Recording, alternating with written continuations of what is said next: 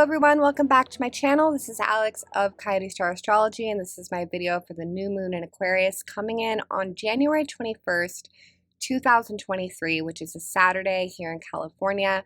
However, please do adjust for your current location on the planet as that time and date may change.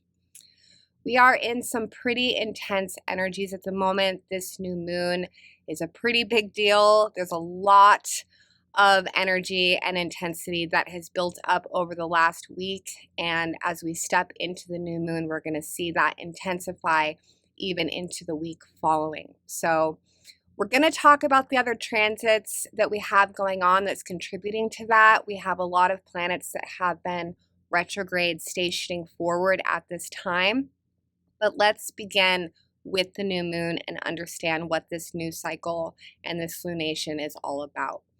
So here we have the new moon in the first decan of Aquarius. It's actually at the first degree of Aquarius, and right away we see that Pluto is very close by, within a couple of degrees. So what this means is that Lord Pluto is fusing energies within the essence of this new moon.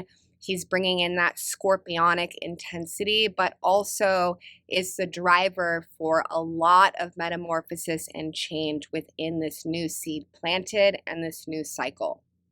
So the moon is in Aquarius, but because of the close proximity to Pluto, there is a scorpionic element. So we're sort of fusing the energies of Aquarius and Scorpio together.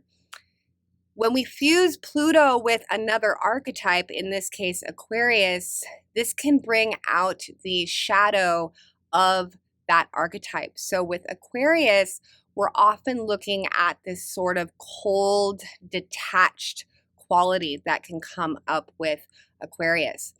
And on that note, I want to bring up the tarot card associated with this new moon, because we actually see that essence displayed very strongly in this card. So I'm going to put it up on the screen. And here we have the Five of Swords. Similar to this new moon, it is not the most uplifting card. Let's check this guy out. He is a total vibe. We can see that he is cutting a cord. He's cutting a ribbon, which represents severance or endings, or detaching our energy from something. And behind him, we can see all of this chaos, all of these feathers falling. And this card is one that represents detaching from energies regarding a recent or ongoing conflict. And this card does come with a sense of defeat. This is a card that can be associated with walking away from a conflict, forgiving and forgetting, severing ties, needing to detach from something that is draining our energy or that is not good for us. And this is also a card that can be associated with a battle that has been won, but a battle that has been won where what we gained is not as much as what we lost. So one thing to notice, though, is that as he's cutting this cord, if we look at his expression and his overall energy as he does this, he's very calm, he's very collected, he's not in his emotions, he's objective and detached. And he's dressed in this beautiful sort of regal outfit that represents, when we're standing in our highest self, or we're standing in the more regal energy of our highest self, this is a decision that is being made from this objective place of just this knowing, like, I need to walk away from this. I need to stop doing this. I need to detach from this. So this is a card that's associated with defeat or loss, but of course, what follows that once we detach from this energy, so then begins this new beginning. So returning to the chart, let's see where and how these energies are playing out. Where we want to look from here is we want to look at the ruler of Aquarius in the chart, and that's going to tell us where this feeling of detachment needs to take place. And it's actually very clear when we look at the chart. Uranus, the ruler of Aquarius, is positioned quite powerfully here at the North Node.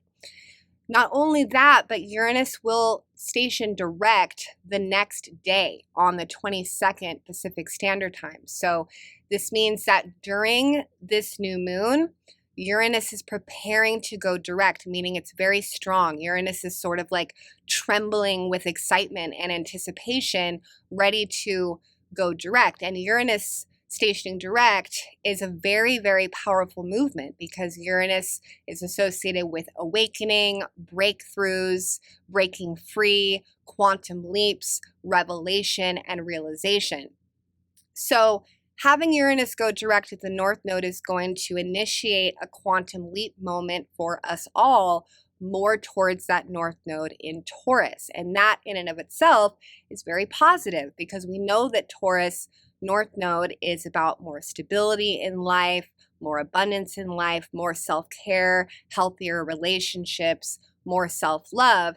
However, by proxy, this also represents a moment where each one of us will have to break away from, detach, and release, once again, that South Node in Scorpio, which we've all been dealing with throughout all of 2022 as Saturn squared those nodes. So this is nothing new.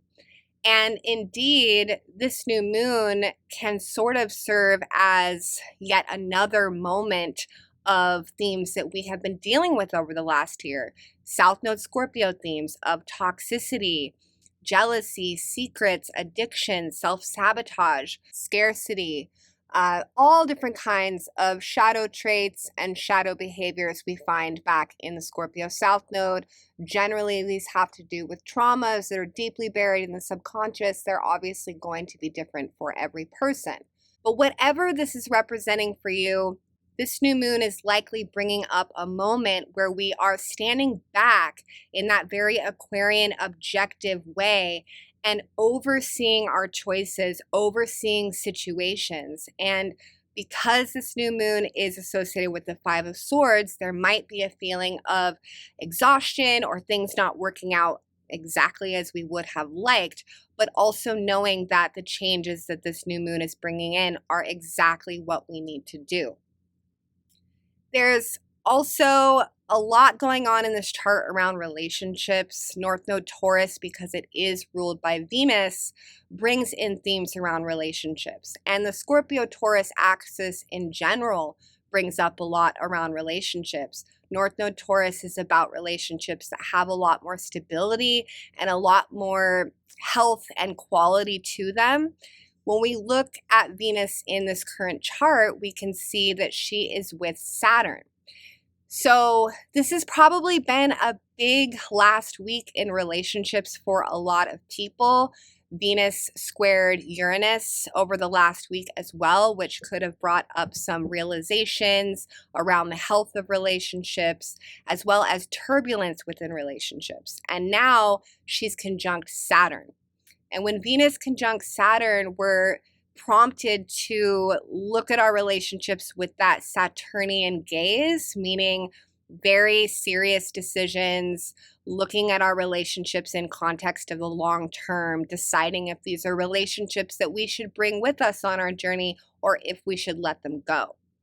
So, big implications around relationships. I have a feeling that a lot of people are going to be detaching from certain relationships during this new moon. I won't lie, especially because of that Plutonian element of death and rebirth. But outside of relationships, this is definitely a moment where certain things that have been sort of dragging behind us or pulling us down throughout the whole last year, we're probably finally receiving some clarity and a bit of revelation around the actual status of how things are. Again, from an unemotional place, more just looking at them from that bird's eye view and deciding what it is that it may be time to walk away from. And I know that a lot of people in the astrology community, when they talk about new moons and full moons, they often repeat this whole like, cut away that which does not serve and all of that. And I'm not somebody who normally says that about new moons or full moons unless that's actually the energy that's behind it. And to be quite frank, this is definitely one of those lunations where it really is a new moon that's prompting a severing of ties or a need to let something fall away. But this new moon it really just feels like a gigantic sword that is cutting away a lot of stagnation.